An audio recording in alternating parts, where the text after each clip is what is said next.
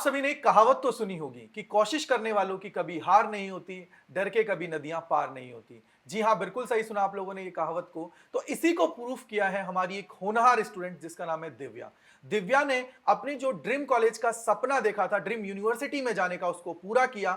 और चलिए आज हम आपको मिलाते हैं दिव्या से और जानने की कोशिश करते हैं उनकी पूरी जर्नी के बारे में कि किस तरीके से उन्होंने इस चीज को कंप्लीट किया और अपना जो सपना देखा है उसको पूरा किया। तो चलिए जानते हैं।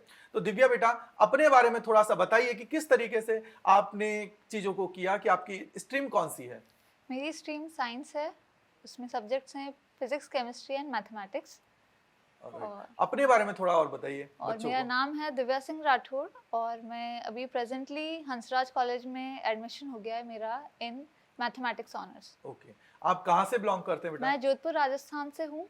ओके, तो एक चीज मुझे बताइए कि आपने जो ये प्रेफरेंस भर रहे थे, या मैं बोलूं कि सब्जेक्ट जो सिलेक्शन करते हैं हम लोग, तो वो कौन कौन सा डोमेन आपने रखा था? मैंने रखा था physics, chemistry, mathematics and physical education. Okay, और लैंग्वेज आपने लिया? Language English. Okay okay, right. तो आपने जो ये सब्जेक्ट सिलेक्शन कर लिया, डोमेन्स को आपने चुन लिया, इसके बाद में आपने अपनी पूरी जर्नी थी उसको किस तरीके से कंप्लीट किया? कि मैं बोलूं कि यार कैसे आपने बोर्ड और सीयूटी की जो प्रिपरेशन होती है, सबसे इंपॉर्टेंट यही होती है, उसको किस तरीके से किया?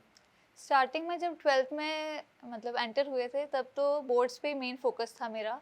फिर नवंबर के एंड में मुझे लगा कि सीयूटी पे भी फोकस करना चाहिए मुझे, इसलिए मैंने फिर निपुण बैच के मैं आई थी। मतलब मुझे पता चला था कि निपुण बैच अड्डा लॉन्च कर रहा है, तो मैंने उसमें एनरोल किया था और दोनों की, बोर्ड्स की और सीयूटी की प्रिपरेशन साथ साथ करी जब तक बोर्ड्स नहीं आए। उसके बाद थोड़ा फोकस बोर्ड्स पे किया और फिर बोर्ड्स ख़त्म होने के बाद फुल अटेंशन सीयूटी पे किया ओके, था। तो मतलब बोर्ड्स के लिए आपने पहले बोर्ड्स को प्रेफरेंस दी, क्योंकि यार बोर्ड्स भी इंपॉर्टेंस बोर्ड्स रखती हैं, इम्पॉर्टेंट है। और उसके बाद में हमने सीयूटी का पढ़ना स्टार्ट कर दिया था। राइट, तो एक चीज मुझे बताइए, आपने जो ये प्रेफरेंस बनाई थी उसमें किस तरीके से आपने टारगेटेड कॉलेजेस और जो स्ट्रीम थी आपकी उसको किस तरीके से रखा? जैसे मेरी मतलब अभी जो प्रेफरेंस बनाई थी मैंने, उसमें फर्स्ट तो स्टीफंस था और second Hindu and third Hansraj, और थर्ड मुझे हंसराज मिल चुका है।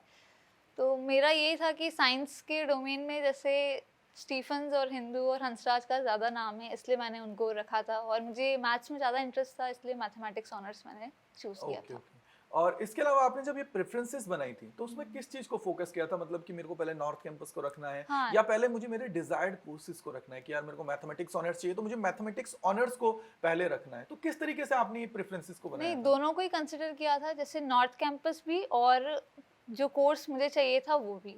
जैसे फर्स्ट मैंने नॉर्थ का ही भरा था, फिर साउथ और ऑफ का। ओके, तो राइट, मतलब कि पहले नॉर्थ फिर साउथ फिर ऑफ ऑफ आपने किया कैंपस था। का। तो ये तो रहा आपका प्रेफरेंसेस का। अब एक चीज मुझे बताइए कि जो आप लोग एग्जाम की प्रिपरेशन करते हैं, तो उस टाइम पे ये जो मॉक टेस्ट वगैरह होता है, तो ये किस तरीके से इंपॉर्टेंट रोल निभाता है? क्योंकि यार देखिए, हम लोग जब तैयारी करते हैं तो किस तरीके से चीजों को कनेक्ट कर पाते हैं? मॉक टेस्ट जैसे मेरे केस में ऐसा था, जैसे जब सीयूटी जैसे आने ही वाला था, 1 मंथ पहले मैंने देना शुरू कर दिया था। पर ऐसा लगता था जैसे एक मॉक टेस्ट देती थी, ऐसा लगता कि नहीं यार, स्कोर बहुत कम आ रहा है। फिर मतलब बहुत डिप्रेशन ऐसा आ जाता था कि यार मतलब इतनी मेहनत करी है अभी पूरी जर्नी में, फिर भी अभी स्कोर अच्छा नहीं आ रहा है। पर धीरे धीरे जैसे जैसे मॉक टेस्ट देने लगी थी मैं, 1-2 दिन में तो हाँ ऐसा था कि बहुत ही लो स्कोर था। फिर धीरे धीरे स्कोर बढ़ने लगा और फिर कॉन्फिडेंस भी डेवलप होने लगा था ओके इससे। ओके, तो अभी बच्चों को एक बार बताइए कि आपने कौन सी कॉलेज के अंदर एडमिशन लिया है? हंसराज कॉलेज में लिया है मैंने admission in mathematics honours. Okay, तो थोड़ा सा अपने स्कोर के बारे में बता दीजिए कि कितना मेरा स्कोर? स्कोर 704.8 था आउट ऑफ 800। ओके, मतलब नॉर्मलाइज में कम हुआ हाँ, होगा। ये नॉर्मलाइजेशन बहुत कम सारे हुआ बच्चों के है। साथ देखने को मिला था। मैं एक चीज और पूछना चाहूंगा कि हमारा जो हम लोग बोलते हैं कि यार अपना एक शेड्यूल बनाओ, इसके अलावा अपने नोट्स को प्रॉपर बनाओ, तो इसका क्या बेनिफिट होता है? बेनिफिट तो होता ही है, जैसे जब एग्ज़ाम आने वाला होता है तो आप फटाफट रिवाइज कर सकते हो नोट्स को। जैसे शॉर्ट नोट्स बना लिया आपने, समरी बना ली। ओके और मॉक टेस्ट तो है ही, वो मतलब मस्ट है। कोई भी एग्ज़ाम दे रहे हो, चाहे सीयूईटी या कोई भी, मॉक टेस्ट से आपको एक इंटरफेस का भी पता चलता है कि ऑनलाइन कैसे आने वाला है। और सब कुछ थोड़ा मतलब कॉन्फिडेंस भी डेवलप हो जाता है अगर आप कंटिन्यूअसली देते हो। ओके, तो आपने अपनी प्रिपरेशन को किस तरीके से किया और कहाँ से किया था? मैंने सीयूईटी अड्डा से ही किया था प्रिपेयर, निपुण बैच से किया था। तो ये जो निपुण बैच था उसके अंदर कैसे चीजें आपने की, किस तरीके से आपने की? और उसके अलावा लास्ट में जो ये हमारा जो सबसे फ्लैगशिप बैच होता है जिसका नाम है प्रतिज्ञा, तो हाँ, उसमें क्या बेनिफिट हुआ आपको?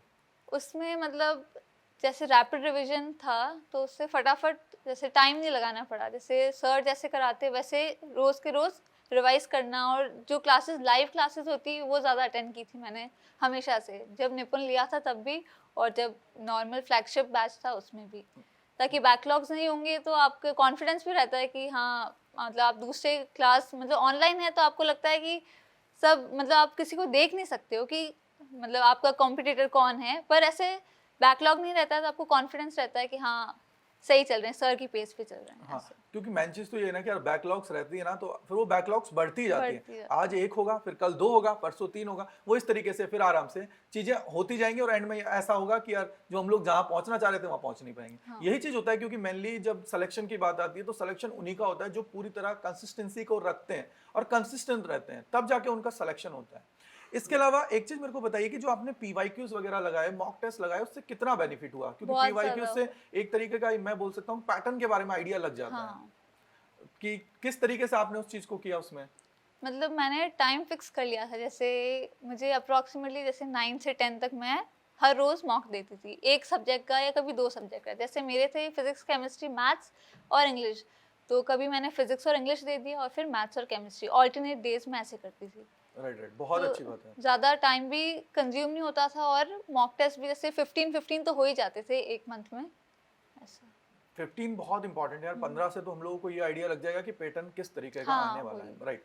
अब एक चीज और मैं इससे आपसे पूछना चाहूंगा कि ये जो टाइम मैनेजमेंट होता है, हर कोई कहता है कि यार टाइम मैनेजमेंट करो, टाइम मैनेजमेंट करो, तो इसका बेनिफिट क्या होता है और एग्जाम के टाइम पे क्या होता है? स्टार्टिंग में हम लोग जब किसी भी सब्जेक्ट्स को पढ़ते हैं तो उस टाइम पे टाइम मैनेजमेंट का क्या बेनिफिट है? मतलब डिवाइड करना चाहिए टाइम, जैसे फिजिक्स को 1.5 आवर दिया, केमिस्ट्री को और मैथमेटिक्स को।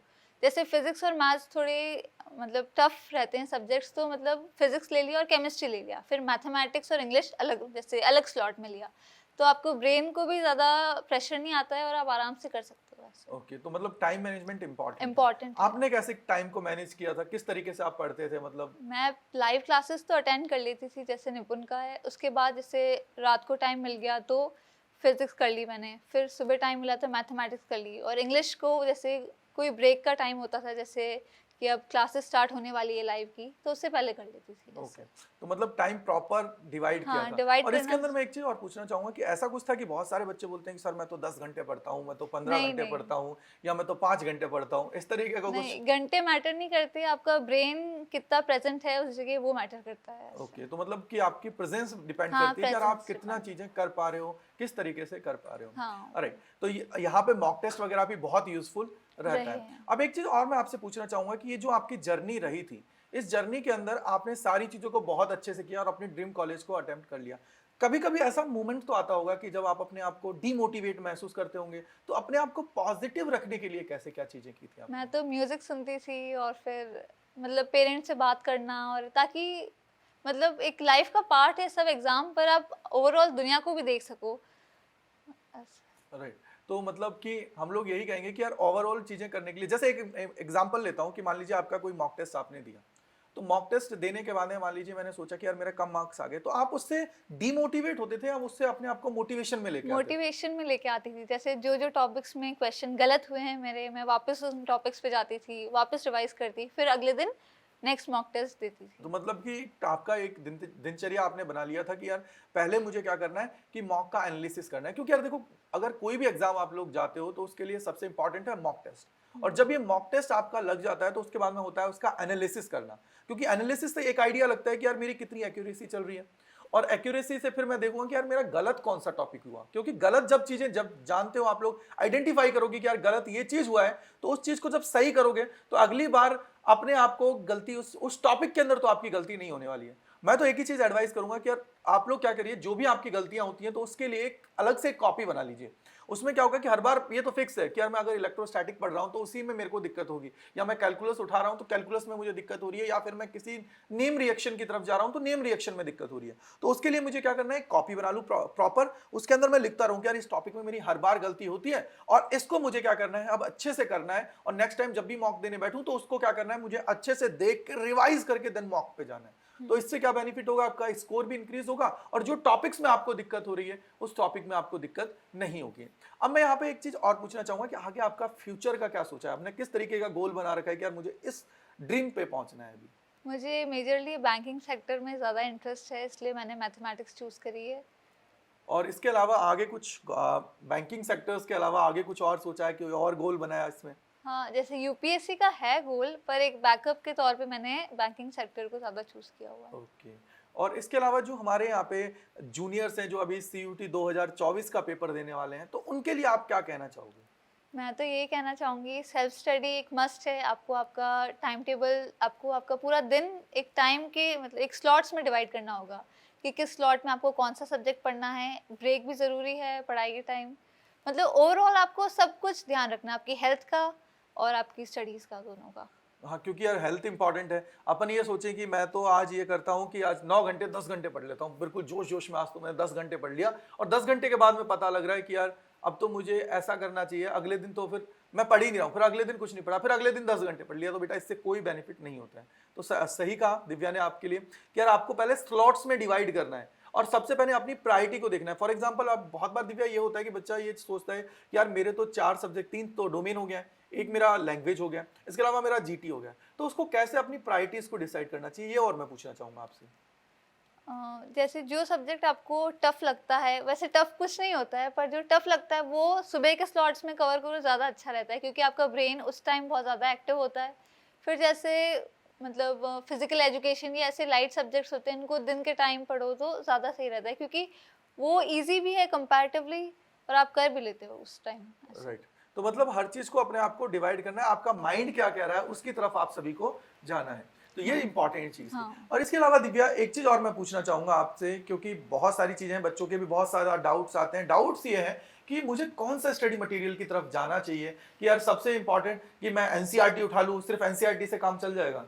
नहीं, एनसीईआरटी से काम नहीं चलेगा। आपको मतलब कोई एक टीचर की ज़रूरत होती है, वो गाइड करेगा तभी आप सही पाथ पे चल सकते हो। और एक सोर्स पे रिलाई करना बहुत ज़्यादा ज़रूरी है। आप मल्टीपल सोर्स पे जाओगे तो आपको लगेगा कि हर टीचर अपने तरीके से पढ़ाता है, सबके अलग अलग नोट्स होंगे, आप और ज़्यादा कंफ्यूज हो जाओगे। इसलिए एक टीचर रखो और एक ही नोट्स रखो जो आपको मतलब आपको कॉन्फिडेंस डेवलप कर पाए ऐसे। मतलब मल्टीपल टाइम्स उसको रिवाइज करो। हाँ। कि ऐसे नहीं है कि आज मैंने इस बुक को उठा लिया, फिर अगली बुक को उठा लिया, फिर तीसरी बुक को उठा लिया।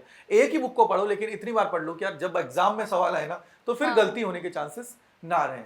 तो यार ये था दिव्या के साथ हमारा सफर, जो दिव्या ने अपनी ड्रीम कॉलेज का जो सपना देखा था वो उसको पूरा किया उसने, और हंसराज के अंदर अपना एडमिशन ले लिया मैथमेटिक्स ऑनर्स के अंदर। तो इसी प्रकार के और सेशंस हम आपके लिए लेके आते रहेंगे, और जो बच्चों ने आप किया उनकी जो जर्नी के अंदर, उन सभी को हम लोग देखते रहेंगे, जिससे आप सभी को मोटिवेशन मिले। क्योंकि यार आपका मोटिवेशन ही इंपॉर्टेंट है। जब आपके अंदर एक पॉजिटिव एटीट्यूड आ जाता है ना किसी भी चीज के लिए कि यार मुझे तो इस एग्जाम को क्रैक करना है और इसको मैं क्रैक कर सकता हूं, जब आपके अंदर ये चीज आ जाती है तब जाके आप उसकी तरफ, ये मान लीजिए आपका 50% काम हो गया। क्योंकि अपने अंदर कॉन्फिडेंस लाना जरूरी है। यार 15 लाख एग्जाम दे रहा है, 20 लाख दे रहा है, उससे कोई प्रॉब्लम नहीं है यार, क्योंकि हमें तो एक सीट के लिए लड़ना है। वो एक सीट हमारी होनी चाहिए, बाकी हमें कोई मतलब नहीं है कि क्या करना है क्या नहीं करना है, बस सिलेक्शन हमारा होना चाहिए। तो आई होप आप सभी को समझ में आ गया होगा, और दिव्या को हम लोग धन्यवाद करते हैं कि उन्होंने टाइम निकाला हमारे साथ और आपको इतनी कीमती राय दी। तो इसी प्रकार के और सेशंस के लिए जुड़े रहिए अड्डा 24/7 सीयूटी चैनल के साथ।